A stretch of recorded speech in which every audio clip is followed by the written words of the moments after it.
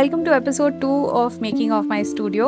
So I thought let's use Procreate and design every nook and corner. So it will help me visualize what goes where, and based on that I can make a shopping list and buy things. Cool. So let's start with the entryway. I have my wedging table here, an IKEA pegboard. I'll put some frames on top, mirror and hooks for aprons and bags. This is definitely a feature wall. The moment you walk in, this is what you see first.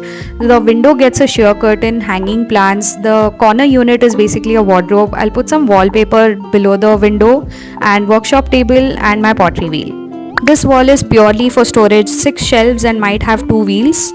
You've already seen the balcony. I do have a IKEA heelers for storage again. This is a coffee unit. The other side is the wardrobe and you have attached bathroom which is very pretty, and that's it. So I don't have a kiln right now. I'm going to fire my pieces in the nearby studio. I think that's pretty much it. The majority of work is for the carpenter to set the shelves. He has already made me an amazing table. I think that deserves another video. I'm definitely going to use AI to check for mock-ups. Thank you for watching. See you in the next episode.